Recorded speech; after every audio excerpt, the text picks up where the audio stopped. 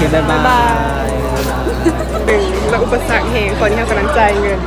แล้วประเด็นคือแบบมันมีความผิดพลาดทางระบบหน่อยนึงแล้วเขานัดเขาเจ้าแบบ12เรายังไม่ทันนะกูขอกิน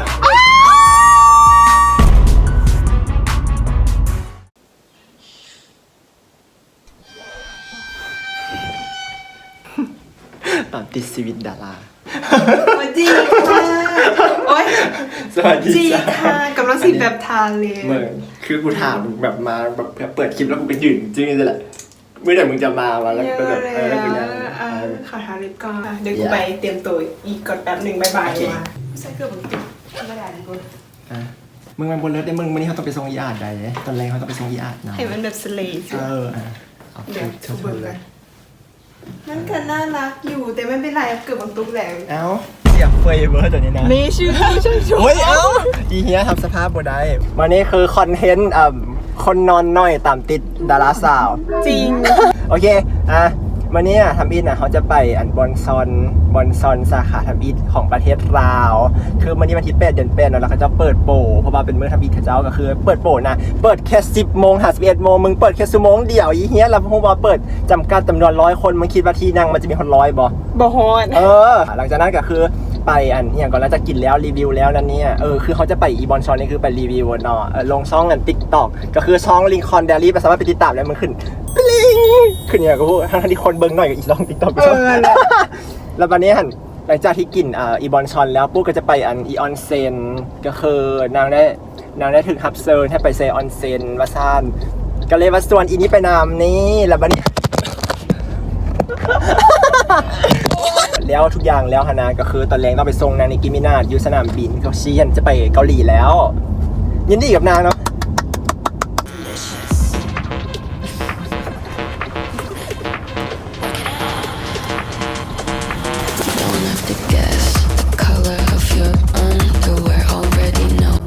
คือสังของ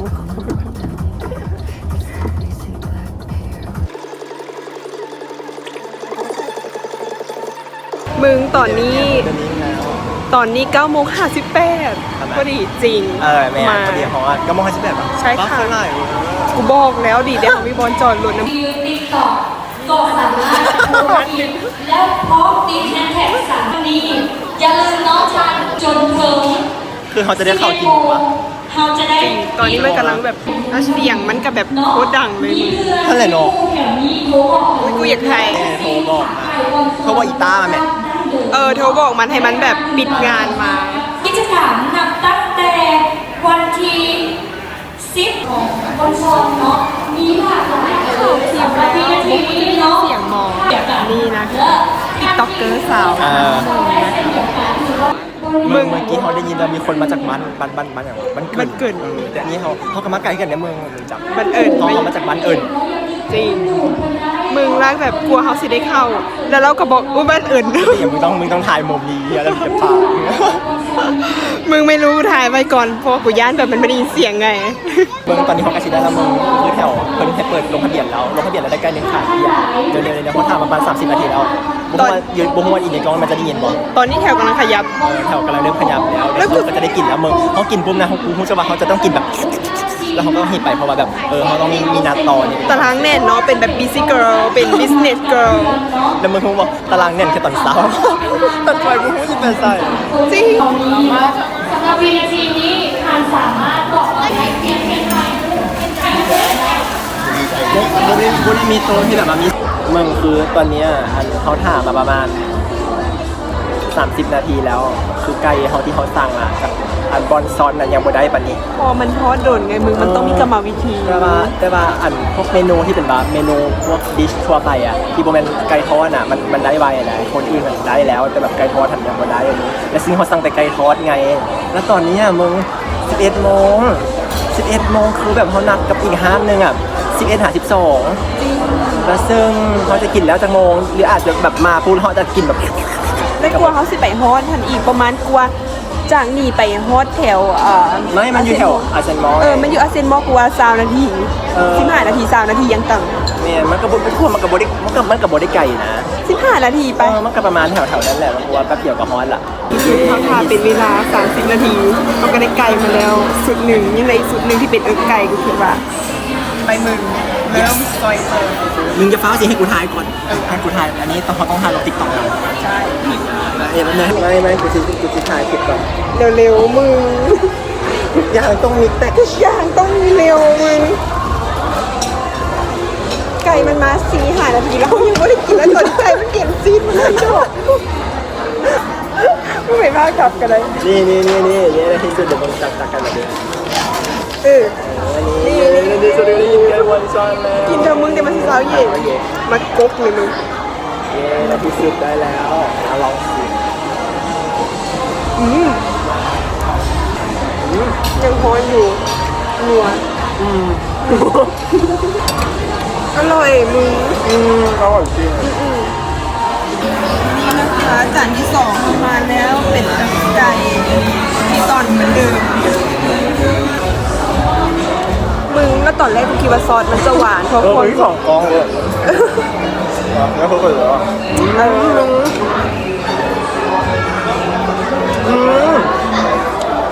นักกอดเบิร์ด ตอนแรกกูคิดว่ามันจะหวานเพราะมันเป็นซอสเกาหลีไง ถ้าเป็นปกติมันจะหวานไม่ได้หวานเลย ใช่ไม่หวาน ปกติมีหลายร้านที่แบบว่าแค่ใจเกาหลีมันละบาทรสละแบบกินคนละแล้วก็มันบาทรสแต่นี้เนี่ยแค่โอเครสหนักเค็มๆผสมกันแล้วแบบชุ่มฉ่ำนะเมื่อเขาสั่งแบบไก่มีติดกระดูกนะมันคงจะแบบมันน่าจะสับมากเนาะมันน่าจะแบบฟิลแบบมีความแบบจุยซีอ่ะ จริงมึงพูดมาตอนกูสิไปโมร็อกโกกูกะสิแบบเป็นบล็อกเกอร์ได้มึงบล็อกเกอร์สาวท่านหนึ่ง มึงเห็นไหม ใช่มึงละกายแบบตัดออกง่ายมาก ไม่เหนียวไม่อะไรนุ่ม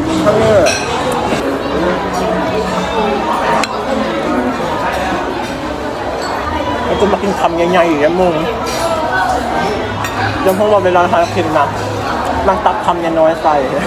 ดูแบบตับคำใหญ่ๆกูจะว่าแบบ กูกินไงตอนอยู่ไงละมึงนอกจากตอนมึงทำโกกๆนะมึง ขอบคุณพี่ยอมแล้วปอกๆนะจำเนียวโอเคตอนนี้เป็นเวลา11:19แล้วมึง ได้อยู่ มึงพูดว่าคันฮอตเป็นฮอตออนเซนนะวันน่าจะฮอตประมาณ12 โมงแบบนิดๆไปเบิ่งเด้อมึงเมื่อคลิปล่าสุดของเฮาลงแม่นอย่างก็กินอาหารกิน เกาหลี อย่างเกาหลีแหละแล้วเขาไม่ใช่คำกบเป็นใหญ่ของประเทศคำกบเป็นใหญ่เลย บุยได้เลยอุ้ยเล่นกูสามอ่ะ มึงขอเบิ่งลำ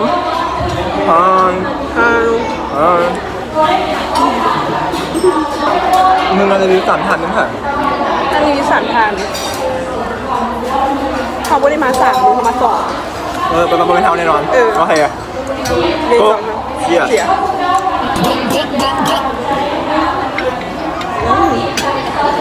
แล้วอุปสรรคแห่งตอนที่เขากำลังจ่ายเงินแล้วประเด็นคือแบบมันมีความผิดพลาดทางระบบหน่อยนึงแล้วแบบมึงตอนนี้มึงเบิ่งเวลา คือเขามีนาโตไง จริงถ้าบุมีนัดเขาขายยังมาเป็นอย่างนึงตอนนี้ 11:28แล้วเขานัดเขาเจ้าแบบ 12 กูยังไม่ทันนะเขาจะยังไม่12 โมง บอกเราเมื่อกี้แบบเมื่อกี้เขาคือสัมภาษณ์เขาเจ้าบอกว่าเขาเจ้าเห็นเขาอะนะรีวิวอยู่เขากำลังฝอยๆของเขาแหละแล้วก็จะกันเลยอยากเขาสัมภาษณ์แต่ประเด็นคือตอนที่เขาสายแล้วสายทุกอย่างสาย คือตอนนี้เวลา 11:38แล้วก็คือเขานัดอีก5นึงแมน12 โมงก็คือบ่ฮู้ว่าสิทันบ่วะ จริงกู30 นาทีแล้วสู มึงนัดอยู่ตอนเขาไปกินไก่อ่ะเดี๋ยวพี่เพลงก่อนคือตอนสัมภาษณ์นะความแบบเขาอยากยิ้มอยากหัวก็จะแบบนั่นนี่แหละเก็ตบอกว่าแบบเขากินไก่มาแล้วหีบกินเขาหีบกินแล้วหีบไปจ่ายเงินนะแล้วเขาบ่ได้กินน้ำบ่ได้กินอย่างเลย จริงถ้าสมมุติแบบถ้าเขามีเวลาอีกหน่อยนึงนะกูจะบอกว่าเขาขอเติมลิฟต์เลยได้บอกเติมหน้าในแป๊บนึงก็จะเป็นสัมภาษณ์แต่แบบมันไม่มีอะไรไงมึงรู้แต่ว่าหน้ายืมมากคือฮ้อนกับฮ้อนแล้วแบบเป็นนางถ่าที่แบบเขาจะคิดรายเงินน่ะคือแบบโคตรดนแล้วแบบไก่กับแบบบวนแบบ แบบ ที่วันนี้ที่กูคิดว่ามันอาจจะเพอร์เฟกแต่มันกับโบเพอร์เฟกที่กูคิดก็คือแบบมันโบเพอร์เฟกแล้วกูบริ มันบอกเพอร์เฟกบอลที่อันนี่อย่างก็อันเนี่ยแกรนด์โอเพนนิ่งเปิดตอน10 โมงครึ่ง 10 โมงครึ่ง ห้องคิดว่ามันเปิดแบบสัก10 นาทีบอกอันนี้เพราะว่าทำอีเขาคิดว่า10 นาทีเพราะว่าห้องไปตอนนั้นมัน9 โมง 59หรือ9 โมง 58นี่แหละแล้วมันฮ้อนทำพอดีเป็น10 โมงพอดีแล้วบันนี้ก็คิดว่า5มันเปิดแล้วสรุปก็คือต้องได้มาท่าแล้วท่าเพราะ10 โมงครึ่งกูนะคือแบบ ไม่อยากต้องเผื่อเวลาไว้ขนาดนั้นก็คือแบบ เออ บอกเวลาเปิดก็คือบอกเวลาเปิดไง10 โมงก็คือ10 โมงอีดอก หรือเขาเจ้าแจ้งยูเพจหรือว่าแต่เขาบ่เห็นมั้ง โบเขาจะพูดได้แจ้งเขาจะบอกว่าปั่น10 โมง นั่นแหละแล้วแบบเขาไปต้องท่าแล้วไม่ได้ตอนท่าไกลก็ท่าโดนมากแล้วคือได้กลิ่นก็คือตอน10 โมง11 โมงคือ11 โมงแบบ11 โมงอีหลีเลยนะคือไกลมาแล้วบันนี้หันกินไปแล้วกินประมาณ30 นาทีแล้วก็นั่งฝอยนั่งเมาส์มอยกันแล้วจะไปอันนั้นแหละไปเช็คบินแล้วแบบท่าโดนมาก10 นาทีพุ่นนะแล้วบันว้าแล้ว กูอยาก ประมาณ มีเกย์ 10 นาทีแล้วบันนี้หันก็แบบมานั่งสัมภาษณ์อีกประมาณ8 นาทีแหละ6 นาทีหรือ8 นาทีปะนั่นแหละเขินเวอร์แล้วตอนสัมภาษณ์ก็แบบอยากยิ้มแบบ มึงตอนสมัยกูสู้กูออกเวิร์ดนะกูอยากออกเวิร์ดกูอยากแบบกูต้องสเลส ไม่มึงสเลนะกูเห็นมึงสเลได้อีดอก มันต้องสเลส ไม่กูก็อยากสเลนะแต่กูแบบคิดว่าไก่ติดแข้วกูแล้วกูแบบกูพยายามเบาๆแหละแล้วแบบกูพยายาม แต่มึงก็ได้ว่าหลายไงกูว่าได้หน่อยเดียวนึงเอามาฮอตแล้ว next station ของเฮา คือแซออนเซ็นนั่นเอง ใช่ ว่าเพิ่นเซิร์นเฮามานี่เพิ่นคิดถึงหรือคิดผิดวะ จริงเขาไม่เป็นไรเขาก็มีอัน เกินเห็นว่า จะมีทันนันเซนมอเลยค่ะขี่เข้ามา รถรวมปะ จริงเดี๋ยวมันมีกูขอไทยรวมๆแบบมึงเขาจะบอกว่าเขาจะนานเท่า11 โมงอีดอ เราออกมาซาเว้ย จริง แล้วตอนนี้ก็แบบคนเขาเจ้ามันมีแขกมาแล้วเขาจะต้องได้ล็อกห้องไว้ให้เขาเพราะฉะนั้นแล้วเขาต้องถ่ายก่อน แม่ ถ่ายในกล้องคือมุมนอกชี้อะสวยมาก จริงทางในก็สวยคือกัน เดี๋ยวขอเก็บบรรยากาศ นี่นะคะแดดค่อนข้างจะแรงพอสมควรเลยนี่ถ้าใครอยากมากะมาได้แนะนำมาทางนอกกับงามมันจะได้แบบบรรยากาศอีกแบบหนึ่งตอนนี้ซึมซับการเป็นวอล์กเกอร์สาวท่านหนึ่งแล้วนะคะ แน่นอนละเพราะว่าเขาเป็นวอล์กเกอร์สาวมาตลอดชีวิตของเขาเกิดมาก็เป็นวอล์กเกอร์สาวเลย สวยมากสวยแฮง จริง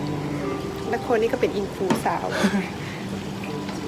ใช่ไหมเราเป็นอินฟูจริง จริงแล้วเป็นอินฟูจริง ๆ ขนาดตอนก็จะถามซ่องเขายังบอกเลยดอก ๆโอเดดแหงมาก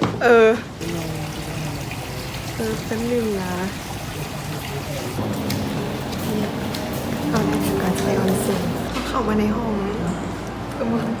เข้ามาในห้องกอดกินร็อกเกอร์อุ้ยคนมากตอนนี้เขาอยู่ในห้องร็อกเกอร์รูมกำลังจะเปลี่ยนเสื้ออันนี้เป็นเสื้อที่เพื่อนมีแบบให้เขาใส่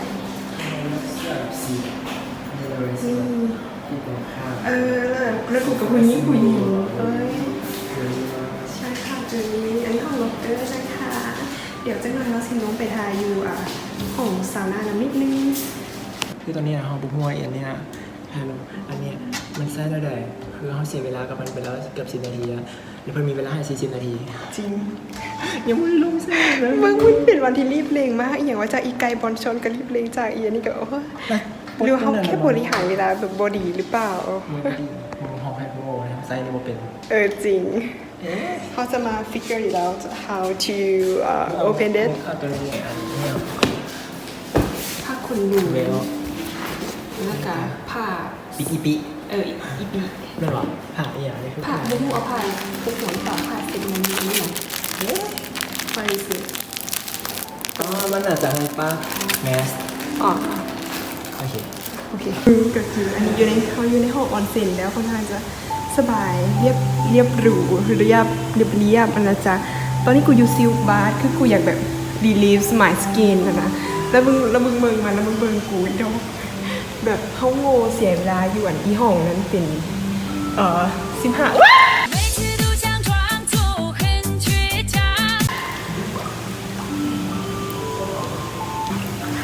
มึงยังกินขนมจุ๊บเลยโอ้ยแล้วมึงเบิ่งโอ้โหเว้ยโอ้ยไหลไม่สนค่ะแล้วมึงเบิ่งอยู่ใต้น้ำกูแหกเว้ยดอกเดี๋ยวอินฟูสาวอยู่ห้องนั้นมึงเป็นห้องนั้นอยู่ตอนนั้นค่ะโอ้ยโป้เว้ย ดี๋ยวกูสิทายของกูก่อนกูสิทายให้คือน้ำแซ่น้ำแบบเพื่อนสาวกูมาหามาแล้วแบบร้อนกินมากแต่แบบสบายเว้ยดอกกูใส่เกือบลงมานะไม่ได้ดิมึงกูลงนี่นะคะ เพื่อนสาว สวัสดีค่ะสกินชีเพื่อนสาวว่ายน้ำเลยจริงยิ้มโป๊ะกูกับสิโพได้ทุกเมื่อแล้วอีดอก มึงค่ะกูไม่ได้มีน้องกูยังปิดมุมโป้ ฮัลโหลปิดไว้ค่ะ ก็คือตอนนี้ก็คือพากันแซ่น้ำฮ้อนแล้วนี่น้ำกระหาก็ออกมา เข้ามาแล้วค่ะสวยเลยค่ะใต้ทำไมหน้ากูดำจัง นางเป็นคัพเค้กไงตอนนี้เขาจะเห็นอย่างต่อ เขาจะสปาต่อ แม่ มึงไม่ได้ใส่อย่างไรปะ มึงก็ใส่กกนกูมึงจะคิดว่ากูเนกเก็ตหรอกูไม่ได้เนกเก็ตอีกทีอ่ะ ถามมึงแบบใส่เสื้อใส่ส้ม นอยนวดใครจะใส่เสื้อใส่ส้ม สบายเนาะ แม่นรู้สึกว่าอีตอนที่เขาไปกินไก่บอลซอนคือหายป้า รู้สึกแซ่บแป๊บเดียวกูก็แบบโอเคยังเรียกเป็นนวดโอเค อยู่ในป้ายกำกับหันบอกว่าเขาควรนอนควมหน้า5 นาทีแล้วก็ง่ายอีก10 นาที โอ้ยโหยินท้องสบายมากแล้วเสียงกับกล้องเวอร์คืออยู่ในห้องน้ำเลย กูคิดฮอดมึงนะอีจูคือแบบคือว่าอยู่ในโอ่ง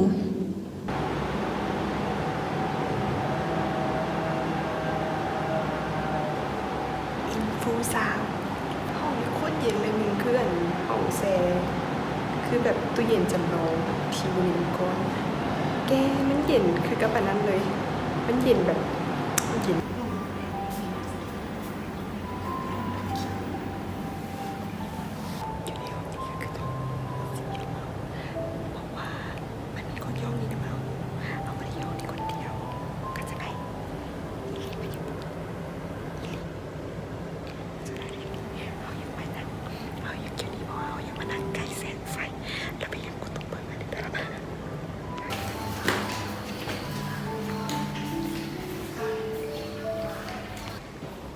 มายอมนวดแล้วห้องนวดแบบบรรยากาศกว้างมากมันจะมีเป็นสากกัน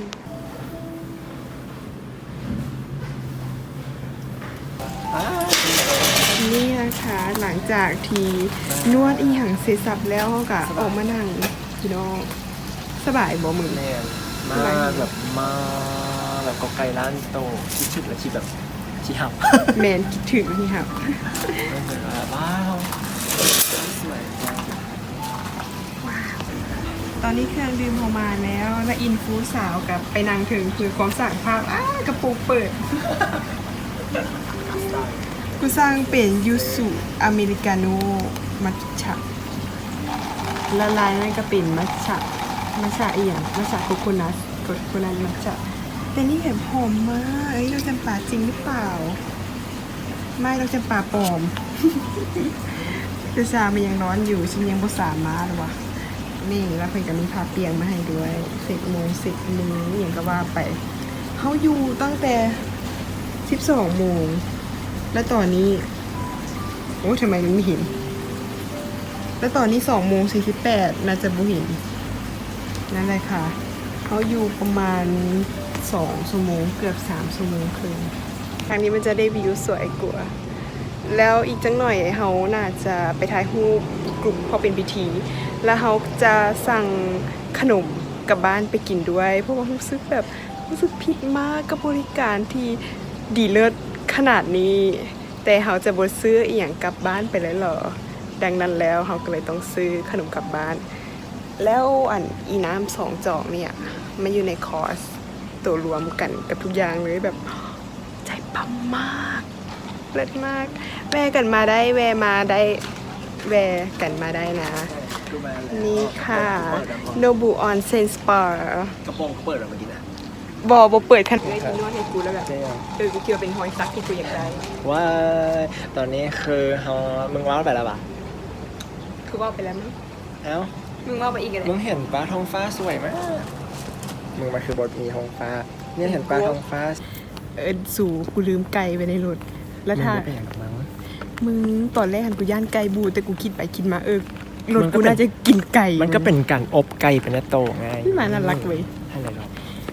มึงมา โอ้โห ค่ะ ฮอนมากมึงฮอนมากเบิ่งท้องฟ้าสวยมาก โอ้ my god ชอบวันนี้มันฟิลแบบ แล้วกูกับยางมันนะมึงอย่าง คือตอนเนี้ยเขากำลังลังเลใจในการไปอีกบอลหนึ่งก็คือไปห้างที่แบบว่าเขาจะขายเครื่องสกินแคร์ใดๆเนี่ยเห็นบอมันเป็นเซรั่มผม แล้วเขาเบิ่งรีวิวจากหมอนั้นนี้มาล่ะแล้วเขาจะบอกว่าใช้ดีมาแล้วเขาตอนนี้กำลังแบบตัดสินใจว่าเขาจะควรจะไปซื้อดีบอเพราะว่าคันไปปุ๊บเขาจะได้เสียเงินเพิ่มอีก เข้าไปจอดอยู่หน้าห้างก็ได้มึงจะไหนมึงกับการบ้านกู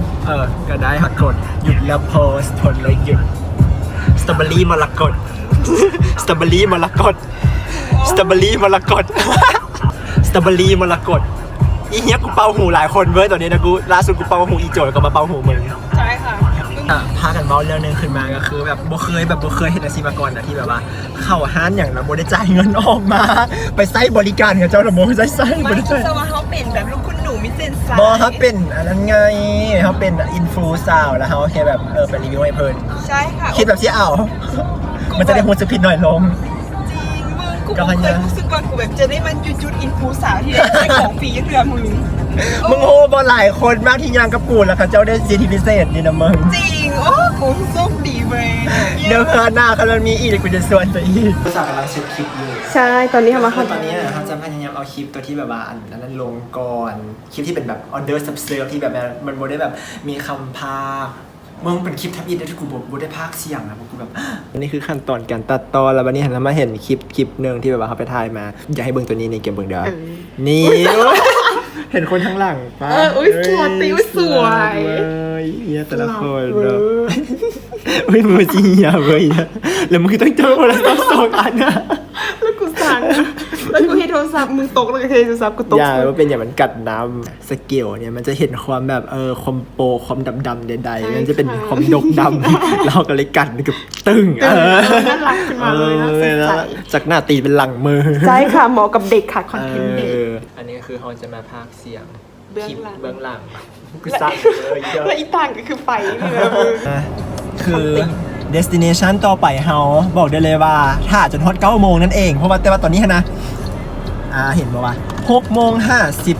59บ่เห็นต้องถามอยู่ใส่ถามก่อนจนฮอตแล้วเป็นอย่างมันคือบ่ออกตั้งแต่ตอน7โมงหรือว่า8โมงแต่ว่าเฮาก็เลยนัดกันว่าจะไปห้างสกินแคร์ก่อนจะมีห้างสกินแคร์นึงที่เฮาอยากไปอยากโฮบอกว่าสกินแคร์ที่เฮาอยากได้นั่นเป็นหยัง ดาวเมืองดาวเมือง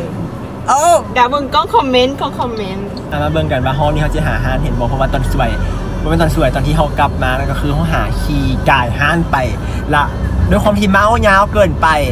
ฮอตแล้วก็คือห้านสกินแคร์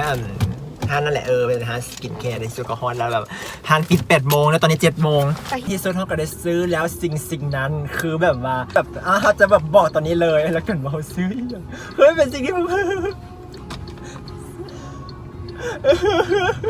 แล้วราคาแรงมากราคาโคตรแพงเลยอีอันนี้นะโฮโมกับหนึ่งคือแบบกินข้าวเดี๋ยวประมาณแบบเดือนหนึ่ง มึงคือว่าสาเหตุตอนแรกนะกูว่ามือนี่สิบซื้อแล้ว ทะเล แต่กูเห็นรูปที่อีไก่บัญชรโพส อีแกบอลชอนเฮ็ดแกงมากแบบ แกงกูมาก คือโฟโต้ช็อปได้ก็ได้อย่าสุลง อย่าสุเลียวหลายแล้วมึงกลับมาไทยมึงนี่กูมึงไม่ให้กูเสียเซลล์ ไม่ได้ให้ต้องซื้อสิ่งนี้ทุกคนเห็นป่ะมันก็คือ ordinary hair care กูขอคิดมึงโฮป่ะวันนี้แบบอีนี่กระท้วงกูเรื่องผมรีบส่วนอันนั้นก็ถือกับประเด็นเรื่องผมอันนั้นเพราะกูแบบมึงว่ากูเซนซิทีฟเรื่องผม จริง มาก กูเซนซิทีฟมากอย่าสุมาล้อลิ่นเรื่องผมจอก ล่าสุดคือเมื่อกี้ตกแฮงเบอร์แล้วพอกูจับกล้องขึ้นมาถ่ายปุ๊บหยุดตกเลยฮะ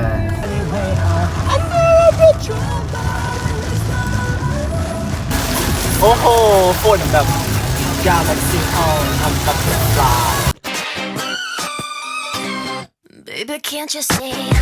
I'm calling? A guy like you should wear a warning. It's dangerous. No one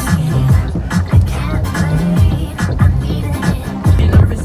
บิ๊กซีเหรอบิ๊กซีป่ะ บิ๊กซี่ป่ะ บิ๊กซีมาพี่ไปซื้อแล้วเอี้ยวซ้ายอัปเดตสถานการณ์คือเมื่อกี้ความมันจอดรถมึงก็ไปต่ำกับเจ้าอีเฮีย กับไม่ได้เกือบต่ำมึงต่ำเลย อุ้ยแท้ ไม่ มาแล้วโมบอกแล้วตอนที่พวกกูออกมานะอีเฮียเจ้าของรถมาแท้เว้ย จริง แล้วแบบบูฮูซีเฮ็ดหน้าเลยอ่ะ กูบ่ได้อ่ะแบบไม่ กูเนมเขาเจ้าเนมกู เออ แล้ว ไม่ แบบ แล้ว อุ้ยคือโจรเนอะคือโจรเนอะอ๋อคือแบบอันที่จริงอ่ะพวกกูไปย้ำให้แล้วแล้ววันนี้ฮะนะตอนเขาเจ้ามาแล้วเขาเจ้าเนมหน้าเพราะว่าเขาจอดรถไกลเขาเจ้าโว้ โอ้ยไม่เป็นไรกับเขาได้เลยคุณสลิม แต่เขาเจ้าเข้าได้อยู่เมื่อกี้แต่ว่าทางนั้นน่ะเป็นเมมานเลาะแหย่เข้ามึง อู้เหรอ ใช่แล้วมึงแบบไปจอดตันเมมานมึงแล้วกูก็แล้วเราก็เลยเนมหน้าแฟนเราเลือกหัวเรามั้งเราก็เลยแบบว่ามองแรงเว้ยกูก็เลยยังมันมั่นมา เรื่องอย่างมัน เอ้ยแต่ได้อยู่ถ้าแบบหาคนนั้นเบิ่งคลิปเขาก็ขอโทษนะ ขอโทษแบบต้องขอโทษกับสกิลการจอดรถกากาของเขาอย่าสบายกันเลยแบบมือไม่หัดครับ ใช่ จริง ที่สุดก็ตัดคลิปบอลชอนแล้วคือเขาตัดคลิป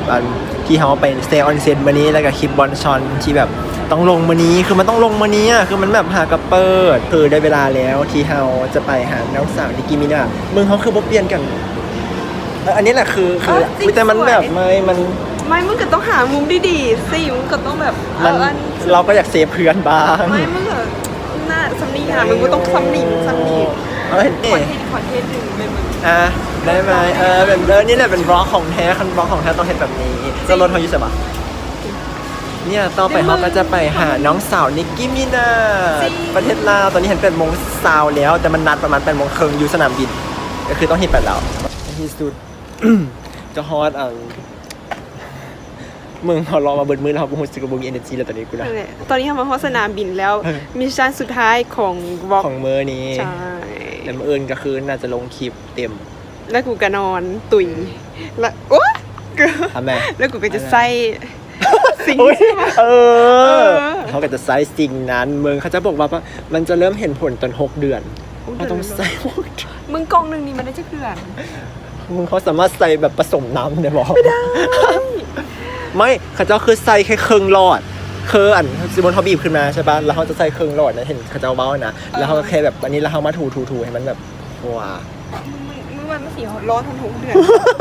พี่คุณคนเกินเรื่อง เพราะว่าทุกอันที่เป็นพวกแฮร์โทนิกหรือว่าเป็นพวกแฮร์ที่เป็นเกี่ยวกับนั้นนะอันที่จริงเนี่ยมันต้องเฮ็ดซะเป็นปีมันจึงเห็นผลมึงแต่อันนี้มัน6 เดือนใช่มันจะมีลูกผมขึ้นวิเกียรติความท็อปปิกเขาเมาส์กันแล้วแบบไปเกี่ยวกับลูกผม จริง ผมเครียดเกินอีดอ จริงเครียดเกินเครียดแห่งผมโลนอีดอก ไม่ผมไม่ได้ลนย้อนความเครียดค่ะ โลนยังผมเครียด โมเมนต์ผมลนย้อนอันที่เขาไปนวดหัวมื้อนี้ รถบาทหนึ่ง มึงโหบอกกูเสบหัวมากตอนที่แบบเราเหน่งหัวกูนะเราเหน่งผมกูอะ มึง แล้ว แต่ กูเสบมาก กูนี่แล้วเรานวดหัวกูสบาย แต่กูแบบตลกที่แบบผมกูรุดติดมือยอมที่เรา อันนั้นคือสบายครับกูว่ามันว่าสบายแล้วมึงมึงโหบอกมื้อนี้นะมีแต่คลิปเที่ยวอยู่มึงโหนะฮะเหี่ยวที่พวกกูอัดมาแล้วพวกกูว่าน่าจะประมาณ2 ชั่วโมง เหนื่อยมากเลยค่ะพี่สาว อันนี้อีอ่านมาละเอา เดี๋ยว ตายและอีกูทีซีมันสูงมันมาฮอตก่อนมึงไหม ก็ให้แหละแล้วเขาสิไปถ่ายสดี แล้วเมืองเต็มน้ำฝน โอ้โหนั่งถ่า อั ย น แถ นี้ ว ก็ไป นี้ เกาหลีไว้แล้วแล้วเขาไปนั่ง ไปกินกั ถ่าน ย แล้ว ไปเลยเอาแท้นี้มึง ไปอ่ะกินว่ะ พอครั้งก่อนที่กูซื้อกันราคาก็โหชิกอยู่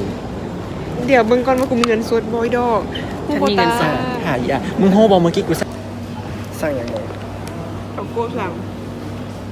แล้วกูโยกเบอร์มึงเข่าปี เด็กน้อยเจียเฟยไว้เลยอ่ะเขาพันความสบาย เอาบ่ เขาพันหน้ากูเบอร์ จริง แล้วก็ เขาผัด เฮีย ปี คอนเทนต์เบอร์บ้านเห็นป้าอีตัวเป็นเรื่องเสื้อขาวทรงยีน ยังไม่เห็น ในไซบอกว่าไม่ใช่ไซแบบนั้นมาตอนที่มาส่งฝ่าย ถ้าไปกับมินอื่นมันจะได้แบบยังเช่นไปเจจูอย่างที่มันจะได้แบบขี่รถไฟใต้ดินไปหาบอลกระโมยอีก คือตอนนี้อีอาเป็นฟิลแบบเป็นอย่างก่อนเป็นคนที่มักแบบต้องมีมูไปนำต้องมีคนนั้นคนนี้ไปนำแล้วเบิ้งมันเป็นคนเดียวตอนนี้คือมันเป็นคนเดียว ตบมือมันก็จะเติบโต มันคิดว่ามันจะรอดปามันคิดว่ามันจะรอดปาคือคิดว่ามันจะร ร อ อ ด อยู่ด ปา อกมีภาษาอังกฤษอยู่ มึงเชื่อมันในภาษาอังกฤษอีอาที่ว่ามึง มันถูกต้องไม่เห็นเลยนะ ไม่ ว่ามันบอกว่ามันมีอันนั้นมันมีทรานสเลทที่เป็นแอปมันอยู่มันมี ไม่ถึงรอดอยู่ใส่สนามบินป่ะ น่าจะรอดแต่ตอนนี้แหละมึงสู้ นี่วุ่นนะพอสอนนี่เกาหลีแบบไอ้ช่วยใส่ไหนได้แบบภาษาอังกฤษได้แบบว่าตะโกนใส่มาใช่แบบเอ้าไม่ ตะโกนทำไมก่อน ฮัลโหลพอสอนนี่รุนแรงมาก แล้วแบบมาเบิ่งกันดีอามาซิส่งอย่างมาแต่ละมือแต่ละเวนก็จะเป็นแบบอีโจบอจะเป็นแบบแต่ละคนบอ ฝ่ายนี้น่าจะซิลแล้วเพราะว่าแบบโบได้ส่งหาเหี่ยวมา เอ แล้ว อแล้วยังไฟก็เป็นแบบหมู่หลายคนก็แบบรอดปกตินางก็รอดอยู่แล้ว อะไรแต่อีอาดเนี่ยบุมีคนลาวไปนำเลย แต่มันมีคนไทยกับเคมบูเดีย ไอ้แต่มาบ่ได้ไปพร้อมกันไง บ่ได้ไปพร้อมกันมึงเห็นมันไปคนเดียว ไปมา มาส่งกำลังใจให้มันทำมันมาก่อน เลย เป็นแล้วได้เนี่ยไปคนเดียวแล้วดิโอ้ยสบายดีแม่โดยสบายดีพอเลย วันนี้มีทางแหละวันนี้จะ เป็นคอนเทนต์สาวเนื้อมึงหัวบอลอันอีจับกระเป๋าไปนะปกติอันเอียงก่อนอันพวกวางของกระเป๋ามันไม้ดีเนี่ยแล้วมันจับเอากระเป๋าอันนี้ไปกระเป๋าเดินทางมันไปหัวออกไปที่เนี่ยเป็นไทยฮูปสร้างคอนเทนต์สาวเนื้อเป็นสร้างภาพใด แนะนำโดยเมย์นะเมย์ก็แบบคอนเทนต์ อะไรคอนเทนต์เบอร์แต่ละคนเนี่ยกูว่ากูเป็นคอนเทนต์สาวเลยดีที่นี่คอนเทนต์สาวเลยจริงตอนนี้นะเขาซีกลับตอนไหนที่เขาซีเนี่ยได้ เจ้านายเขาทายโฮมแล้วกันไหม ถ่ายรูปแล้วก็กลับ ตอนนี้ทายกับพี่น้องอยู่ คือแบบ เราไปกับคิวเขาแล้วเนาะ กูแบบเคลียร์มาคือแบบลิ้นเปรี้ยเวอร์มึงโหมาพวกกูแบบมื้อนี้กูพากคลิปขนาดกูพากคลิปนะมึงลิ้นกูเปรี้ยเวอร์ แล้วกูก็เจ็บคอมากกูรู้สึกกูว่าเอาหลายแล้วกูกรีดหลาย วันเสาร์เขาไม่ได้ไปใส่เป็นบอก เอ้ามึงไงชิบไปเดียวมึงหัวพวกกูซื้ออีสเตลัมเฮียนกูบ่มีเงินแล้ว เออหัวแล้วแหงผมหมดเลยเฮีย 950 บาท เป็นเงินกีบกับประมาณ 650 บาท ต้องสำเร็จ แล้วโหบอเขาจะบอกว่าเห็นผลนะคือ6เดือน แล้วเมื่อพวกกูหนังหัวพวกกูมันคิดว่ามันจะเห็นผลใน6เดือนหรือเปล่า น่าจะไส้แบบเมื่อก่อน6 เดือนอีก แล้วเขาต้องไปซื้อมาอีกเดี๋ยวมึงก็เสียไปอีก6เดือนห่อเสียมึงแล้วมีอีก2กล่องมันเหลือ2กล่องมึงคิดว่า2กล่องนั้นจะเป็นของเขาหรือเปล่า หรือเปล่า ตอนนี้เขากำลังจะได้ส่งนางสาวนิกกี้มินาชแห่งประเทศลาวขึ้นสู่ยนต์สนามบินออนชอน ตาย เย้ เย้ไปแล้วบ๊ายบาย เมื่ออันนี้นะโคตรเฟกและยีเฮียมพวกกวนบายไปแล้ว จริง คิดว่ากูดีเลย ไปยีไปเปิดเบิ้ง โหลดไว้เบิ่งก็ได้ โหลดไว้เบิ้งแม่มึงโหลดไว้แม่ โอเค โอเคบายบาย โดดก่อนนอนเลยเหรอ โหลดตอนนี้แหละโอเคบายบายมึงสั่งความหันหลังแล้วเลยบายบายเป็นหัวจึงนั่นแหละมึง กูรู้สึกปวดตอนท้ายปีเขาก็จะไปแฮงเอาท์กันแค่นี้ค่ะ3 คน กูยังไม่กูแล้วในกลุ่มกูอยากไปกูจะไปหลวงพระบางอีก นั่น นั่น เมืองอีตัวที่กูส่งยุทธภพให้มึงอันอีเสียงใหม่มันคือแบบทำไมไม่อยากไปค่ะ อันนั้นก็อยากไปแต่กูแบบกูจะไปหลวงพระบางเพื่อแบบลอกกลิ่นนะเธอ เออ ก็ทำแบบไป จริง ก็เลยเขาไปแบบธรรมชาติแบบ เขาต้องใส่คลิปสิคลิปว่าเรือฮาบะ again มาเกณฑ์แบบเนี่ยคือแบบมีคาเฟ่ซิมันมีคาเฟ่หลายอุ้ยรถไปอยู่หุ่นไปบ้าง โอเคครับบ๊ายบายอีนึงอีกก็ออกไปอีกแล้วบ๊ายบายจ้าก็เหลือเฮามึงแล้วรถจักรสิตามเขาอีกลีอ่ะมึงเขาจะแบบเขาจะเป็นอันเอียงก็ final destination หรือเปล่าอยากปิดคลิปที่มันมีคำว่าสุวรรณภูมิบุญสุวรรณภูมิ ไปทางนั้นแล้วแบบเสียงมันเฮี้ยนะ เลยเนาะ ว้าว อันนี้กะกาวทรงปิดคลิปแล้วจ้าปิดด้วยสนามบินแล้วมึงหน้ากูแบบหน้ากู ยือมาอีเฮียกูแบบเนี่ยยือมาอากาศถ้าใครที่กำลังเบิ่งคลิปนี้อยู่เขาอาจจะมีคลิปหลายๆคลิปอาจจะปล่อยออกมาอีกในอนาคตแต่ทรงนี้น่าจะไม่ได้ออกมาเพราะว่าเขาหากระซื้อสิ่งที่แบบว่ามันแพงแบบแพงมากๆ ใช่แล้วเขาก็บอกไปในคลิป เขาก็บ่มีเงินแล้ว ใช่ค่ะ เขาอาจจะเจอกันในอีกเดือนหน้าหรืออาจจะแบบอาจจะไปบอลที่แบบว่ามึงเขามักวางแผนสินะแล้วแต่ละคลิปอันที่เขาแบบว่าเขาใส่เป็นแนวในมือเขาบ่เคยเกิดจากบ่เคยเกิดจากอัน ก็เกิดอยู่นิดนึงก็ประมาณ 10% ของแผนที่เว้า ก็คือตอนแรกนั่นเอง ใช่ค่ะ ก็คือถ้ามึงเอาไอ้ดอกมาแบบคลิปว่าช่วงนี้จะลงดุหรือโบเพราะว่าก็ลงดุอยู่นะมึงคลิปล่าสุดเขาก็ลงไปแล้วเมื่ออื่นเดี๋ยวเขาก็ลงคลิปใหม่ แม่รู้สึกแบบอยู่ดีๆก็กลับมาลุงโลดอีกครั้งแล้วจะหายไปอีกครั้งหรือเปล่านะ อย่าโอเคจ้าบ๊ายบาย บ๊ายบายค่ะ ทันซีชันโอ้อีเฮียเนี่ยมันเบื่อแหงความแบบว่ามันลืมมาแบบตัวเองหันเอาตุกน้ำขึ้นมาแล้วมันหันเอาตุกน้ำมาให้อีเนี่ยไปไว้ข้างหลัง ซึ่งเอาไปไว้ให้มันแล้ววันนี้มันขึ้นมาอีกฮอแล้วมาเถียงว่าแบบโมเมนต์ตุกน้ำนี่กูขึ้นจะดนแล้วแล้วสรุปมันจริงหรือไม่จริง มันไม่จริง ไม่จริงอะไรก็พูดความจริงตอนที่จะมาส่งอีอาร์อีอย่างเนี้ยมันเอาตุกน้ำให้กูเนี่ยจากบอลเนี้ยมาเอามาให้กูแล้วกูเอาไปทั้งหลังอีเฮียแล้วมันบอกว่ายังมาเถียงกูแบบเถียงประมาณ3 นาทีอ่ะ เอา สรุปแล้วแบบสมองมันตื้อแล้วมันพูดว่ามันหากับเราเนี่ยมันบอกว่าแม่กูทรงนี้เนี่ยเป็นอัลไซเมอร์เป็นนั่นเป็นนี้แหละบ่เบิ่งลูกแล้วบ่เบิ่งตัวเองเลย มึงก็เบิ่งกูนอนจังชั่วโมงแล้วมึงเบิ่งความอยากใส่เอเนอร์จีของมือนี้มันแบบมันก็ไม่แปลกค่ะ แล้ววันนี้เห็นเมื่อกี้ว่าเรื่องเฮียอย่างว่าเมื่อกี้ เมื่อกี้ว่าเรื่องวันได วันได วิดีโอ คือนางบอกว่ายังไงส่งวันไดเป็นอย่างต้องส่งวันไดแล้วกูก็ถามว่าเป็นอย่างต้องส่งวันไดเป็นอย่างคือส่งกูโกไดแล้วซีก็บอกว่าอ้าวมันเป็นอันเดียวกันว่ะ ไม่รู้เป็นอันเดียวกัน มันก็เป็นอันเดียวกันไม่อย่างมึงต้องว่าวันไดมาจากไหน มันคำว่า drive คือกัน แล้วเมื่อกี้มันก็เบิดทุกอย่างมันอองทุกอย่างมันบอกว่าอันนี้แล้วก็อองเบอร์ตอนนี้ก็ลดไปละโอเคครับมีเท่านี้แหละต้องปิดคลิปละอันนี้ปิดคลิปแท้ชมดูแล้ว Just the remake โดจ้า